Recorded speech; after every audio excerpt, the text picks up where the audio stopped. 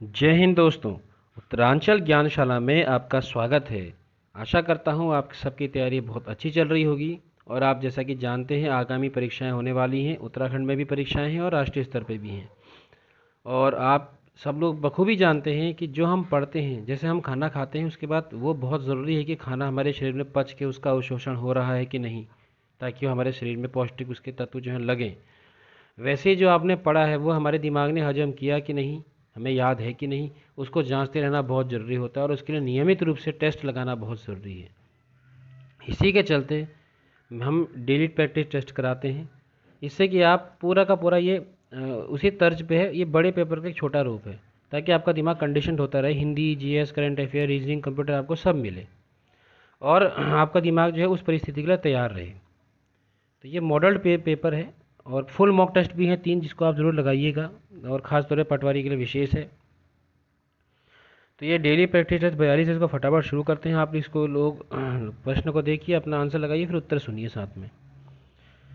और महत्वपूर्ण current affair तो यहाँ पर रहती हैं। पीडीएफ जो है आप टेलीग्राम से प्राप्त कर सकते हैं और सभी लिंक जो है आप यहाँ से प्राप्त कर सकते हैं। चैनल को सब्सक्राइब जरूर कीजिए और इसको शेयर भी कीजिए। चलिए शुरू करते हैं। पहला प्रश्न है, निम्नलिखित में पुल्लिंग शब्द नहीं है। तो पुल्लिंग कौन सा नहीं है आप आराम से पता कर सकते हो। अगर आपको नहीं पता है तो आप क्या करो, वाक्य का प्रयोग करो, तो उससे वाक्य का प्रयोग में उसका लिंक स्पष्ट हो जाता है। जैसे हमने बोला ना कि एक मैं उदाहरण देता हूँ आपको। मैंने बोला रमेश खाता है, तो ये पुल्लिंग है इसलिए खाता है आ गया। अगर इसकी जगह होती है रमा, रमा तो क्या जाता है, खाती है, तो क्रिया जो होती है उसी के अनुसार बदल जाती है। तो आप इसे आसानी से चेक कर सकते हो। तो यहाँ पर अगर हम एक शब्द देखते हैं तो देखिए यह है तबीयत खराब हुई, ठीक है। या जैसे हम ये तबीयत शब्द का अगर वाक्य प्रयोग करते हैं, इसका कोई भी आप वाक्य बनाए जिसमें कोई क्रिया हुई, उसकी तबीयत खराब हो गई, हम ये नहीं कह सकती हो कि हो गया। क्यों? क्योंकि यहाँ पर क्या है, स्त्रीलिंग है, तो इसका मतलब ये पुल्लिंग नहीं है, तो इसका उत्तर क्या हो गया, तबीयत। दूसरा प्रश्न है, मेरी घड़ी खो गई, इस वाक्य में किस प्रकार का कारक है। तो आपको पता है संज्ञा या सर्वनाम का संबंध दूसरे संज्ञा सर्वनाम से जो व्यक्त करते हैं वो कारक होते हैं, और संज्ञा सर्वनाम का करते हैं, ठीक है, क्रिया का नहीं करते। तो यहाँ कौन सा कारक है आप आसानी से बता सकते हैं। यहाँ क्या है, संबंध कारक है, ठीक है। तो इसमें मैं, मेरी, मुझे, इस टाइप के जो आपके शब्द आते हैं तो उससे भी हम पहचान सकते हैं। आगे बढ़ते हैं। तीसरा प्रश्न है, निम्नलिखित में से कौन सा सर्वनाम का भेद नहीं है। तो आपको बताना सर्वनाम का भेद, सर्वनाम का भेद कौन सा नहीं है, ठीक है। तो आपको पता होगा आपके 6 किस्म के होते हैं, और कौन सा नहीं है, गुणवाचक नहीं है। चौथा प्रश्न है, कौन सा वर्ण मूर्धन्य है। घ, झ, ड, फ, कौन सा वर्ण मूर्धन्य है। तो मूर्धन्य क्या होता है, जो मूर्धा से निकलते हैं। कुछ वर्ण आपको पता होगा तालु से निकलते हैं, कुछ मूर्धा से होते हैं, और गले से ठीक ऊपर वाला जो हिस्सा होता है, और कुछ आपके कंठ से निकलते हैं, ठीक है। तो जब आप इस तरह के शब्दों का, इस टाइप के वर्णों का उच्चारण करोगे, जिससे कौन सा होगा, इसमें ट वर्ग हो गया, पूरा ट वर्ग, ट, ठ, ड, ढ, ण। तो ये आप देखोगे मूर्धा आपके ऊपर वाला हिस्सा जो है वहाँ पे जीभ छूती है। इसके अलावा आपका हो गया श, श, आप इसको बोल के देखिए, आपका वो छुएगा। इसके अलावा री, ऋषि वाला री, ठीक है। तो अब आपका उत्तर आपके सामने आ गया। तो क्या हो गया यहाँ, ये है सी, ढ।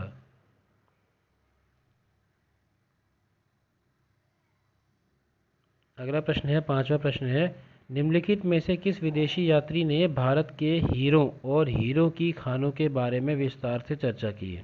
बहुत महत्वपूर्ण प्रश्न है। एनसीईआरटी अगर आप पढ़ेंगे प्रॉपर तरह से, आपको बहुत सारे क्वेश्चन ऐसे मिलेंगे जो परीक्षा में डायरेक्ट पूछे जाते हैं या घुमा के पूछे जाते हैं, और एनसीईआरटी से उनका लिंक होता है। तो इसका उत्तर है, ये एक फ्रांसीसी था, जीन बैप्टिस्ट ट्रेवेनियर। ये शाहजहाँ के काल में आया था। ये कब आया था, शाहजहाँ के। उसके बाद ये दक्षिण भारत गया, फिर ये कहाँ गया, गोलकंडा, वहाँ इसने हीरो की खान देखी। ठीक है, तो इसने फिर वर्णन किया भैया यहाँ तो हीरे ही हीरे हैं। छठवां प्रश्न है, किस अभिलेख में पहली बार भारतवर्ष शब्द का प्रयोग हुआ? ये जानना बहुत जरूरी है और ये बहुत महत्वपूर्ण भी है। ऐसे प्रश्न, आपका देश का नाम भारत है, भारतवर्ष है, तो किसी अभिलेख में ये वर्णन किस अभिलेख में हुआ है? मंदसौर में, ग्वालियर में, हाथी गुम्फा अभिलेख में, या बेसनगर में? ठीक है, तो ये हुआ है आपका हाथी गुम्फा अभिलेख। ये किसका था? खारवेल का, जो राजा था खारवेल उसका था।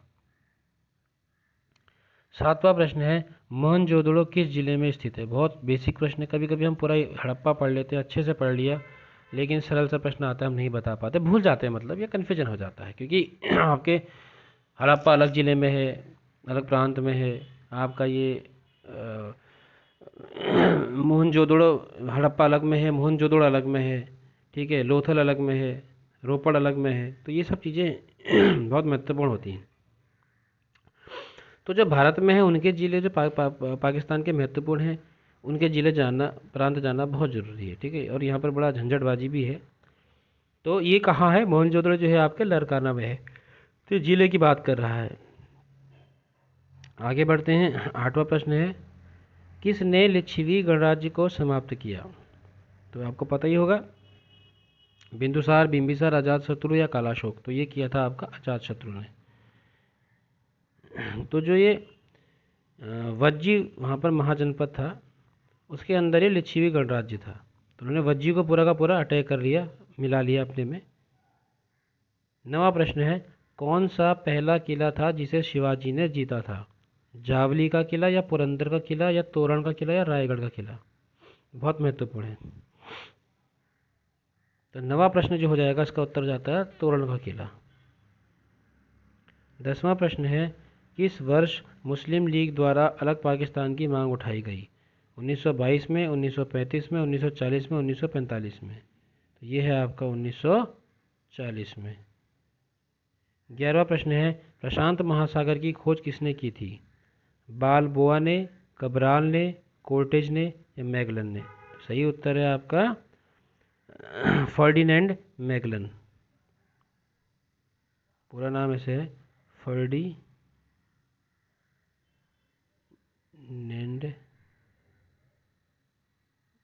मैगलन, ठीक है।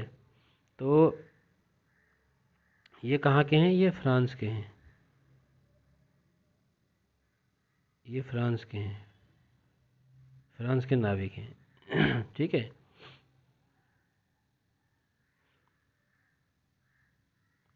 12वां प्रश्न है, निम्नलिखित में से किस संग्रहालय ने सांस्कृतिक विरासत संरक्षण के लिए 2022 का यूनेस्को एशिया पैसिफिक अवार्ड जीता है? ये एशिया पैसिफिक वाला है, ठीक है, तो ये भी महत्वपूर्ण है। ये है आपका छत्रपति शिवाजी महाराज वास्तु संग्रहालय।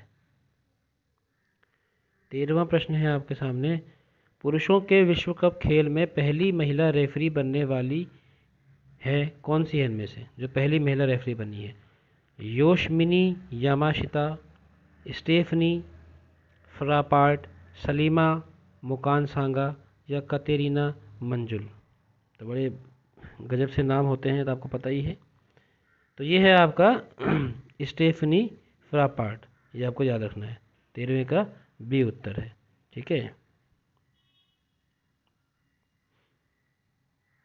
जर्मनी और कोस्टारिका के बीच में एक खेल हो रहा था, उसमें इन्होंने वो करी है, इसमें वे एम्पायर रही हैं, उसमें ये मैच रेफरी रही है, ठीक है, महिला रेफरी। 14वां प्रश्न है, प्रधानमंत्री टीबी मुक्त भारत अभियान के तहत निक्षय मित्र एक पहल का एम्बेसडर किसे नामित किया गया है? दीपा मलिक, अमिताभ बच्चन, पीवी सिंधु, नीरज चोपड़ा? तो इसका सही उत्तर है दीपा मलिक। 15वां प्रश्न है, 7 मार्च 2024 तक टाटा के स्वामित्व वाली एयर इंडिया में किस एयरलाइंस का विलय किया जाएगा?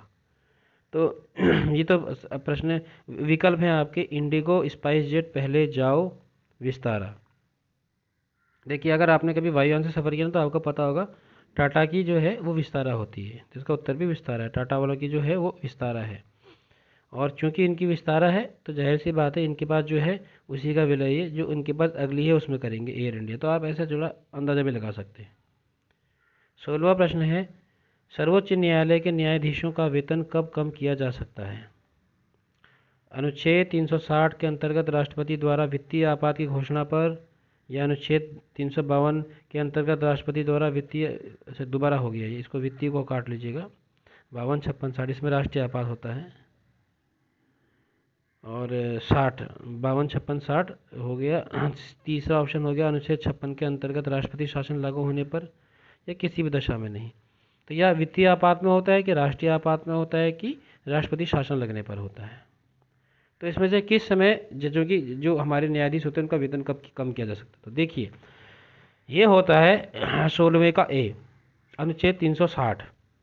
जब 360 लगता है तो वित्तीय आपात लगता है, तो सरकारी कर्मचारियों की, न्यायाधीशों की, बड़े अधिकारियों की, इन सब का वेतन को कटौती की जा सकती है। ये प्रबंध है, किसी भी दशा में नहीं, ये तो राष्ट्रपति के लागू होता है, कुछ भी हो जाए उनका वेतन कम नहीं होगा।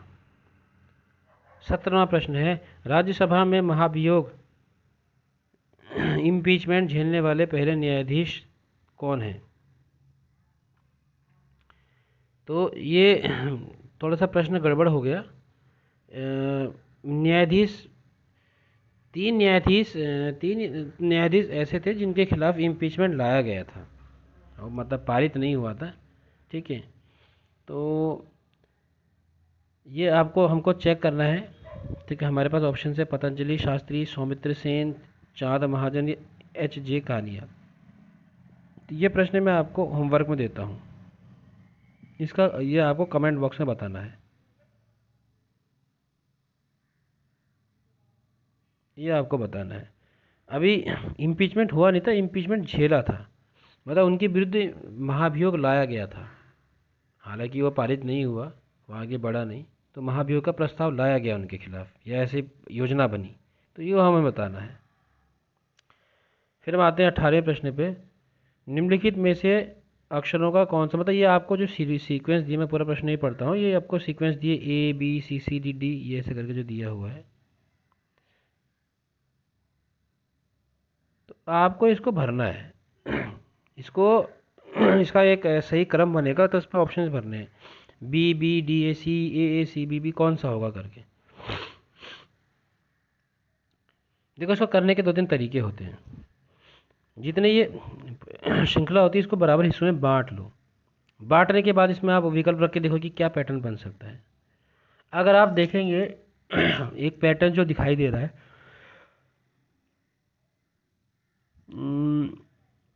हर जगह एक क्रम आ रहा है ABC का। देखिए यहाँ पर, देखिए शुरुआत में इसको ऐसे देखते हैं, ये ABC का पैटर्न आ रहा है, ABCD, फिर देखिए ABCD, फिर देखिए ABCD, लेकिन क्या हो रहा है, ABCD में जो A का रिपीटेशन है, उसकी जो फ्रीक्वेंसी है वो बढ़ रही है। यहाँ सिंगल A है, तो एक काम करते हैं, यहाँ B रख के देखते हैं, तो ये इसमें B है और इसमें B, ये रख के देखते हैं, तो A यहाँ पर डैश CDAAB, ऐसे हमारी सीरीज है। तो यहाँ पर B रख के देखते हैं, अगर यहाँ पर हम B रखते हैं तो क्या हो जाएगा, ABCD, इसको तोड़ लेते हैं, ठीक है। तो ABCD, फिर यहाँ से इसको तोड़ते हैं,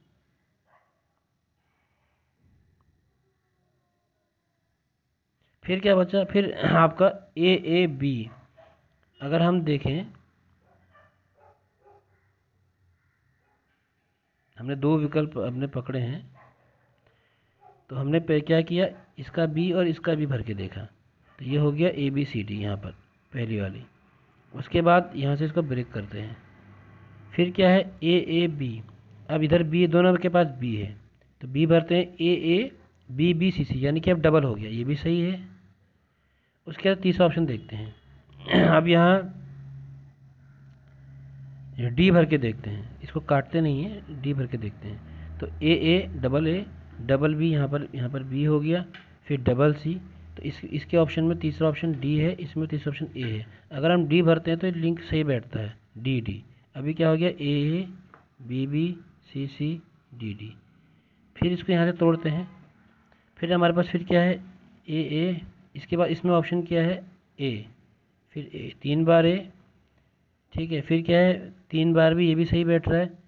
फिर इसका लास्ट ऑप्शन क्या है, C, और C, 3 बार C और 3 बार D, तो ये सीरीज़ का आंसर हो जाएगा। इसका मतलब ये सीरीज़ चल रही है ABCD, AA BB CCDD, फिर 3 बार ऐसे चलती रहेगी। ठीक है, तो इसको आपको इस तरह से करना है, थोड़ा ब्रेक कर लेना है संख्या गिन के कितने हैं, उसके बाद उसको पार्ट में विभाजित करके उसमें विकल्प भर के देखना है। तो 19वां प्रश्न है उत्तराखंड का। उत्तराखंड में स्थित कोटेश्वर बांध की विद्युत उत्पादन क्षमता कितनी है? तो आप सबको पता होगा ये 400 मेगावाट है। ये टिहरी का हिस्सा है, वो टिहरी वाला 2400 का है, 1000 ऐसा वहाँ पर बना हुआ है। 20वां प्रश्न है उत्तराखंड में प्रथम खुली एजेंसी का संस्थापक कौन था? तारादत्त गैरोला, ठाकुर जोत सिंह, अनुसुईया प्रसाद बहुगुणा, पंडित धनीराम वर्मा। तो ये है ठाकुर जोत सिंह। 21वां प्रश्न है उत्तराखंड सेवा का अधिकार आयोग किस शहर में है? हरिद्वार, देहरादून, मसूरी, रुड़की। तो आप सबको पता होगा ये है आपका देहरादून में। 22वां प्रश्न है मेरे बुजुर्ग मेरे तीर्थ योजना का नाम कब पंडित दीनदयाल उपाध्याय मातृ पितृ तीर्थाटन योजना परिवर्तित किया गया? तो ये योजना जो है ये 2014 में हरीश रावत ने शुरू की थी, उसके आगे ढीली हो गई। ये तो यहाँ उत्तराखंड में ऐसे ही होता है, योजनाएं बनती हैं, बस बनते समय थोड़ा चकाचौंध होता है, बाद में ठप हो जाती हैं। तो भाजपा सरकार ने इसको दोबारा शुरू किया। दोबारा शुरू कब किया? तो ये किया 20 अप्रैल 2018 को। और माफ़ कीजिएगा थोड़ा सा गड़बड़ है मुझे, जो इसका उत्तर हो जाएगा 29 जुलाई 2017 को। इस दिन इस्तेमाल शुरू किया था दोबारा से। तो 29 जुलाई 2017 को इन्होंने शुरू किया था दोबारा, और किस नाम से किया था? पंडित दीनदयाल उपाध्याय मातृ पितृ तीर्थाटन योजना। ठीक है, इस नाम से शुरू किया था। तो ये यहाँ से भाजपा सरकार ने इसको दोबारा शुरू किया ताकि इसमें दोबारा जान आ सके, लेकिन नाम बदल के शुरू किया। 23वां और अंतिम प्रश्न है आज का। राज्य में जायका परियोजना किसके सहयोग से चलाई जा रही है? तो ये चलाई जा रही है जापान के सहयोग से। अब ये जायका परियोजना क्या है ये आपने कमेंट बॉक्स में लिखना है और तुरंत देखना है, इससे आपका रिवीजन होगा। तुरंत देखो कि जायका, अभी नाम से लगता है कि खाने पीने की, लेकिन खाने पीने की नहीं है। तो ये है किसकी, वो आपको देखना है। कब शुरू हुई थी ये भी आपको लिखना है। ठीक है, तो चलिए आज के इतने प्रश्नों का अभ्यास बहुत है। धन्यवाद, जय हिंद।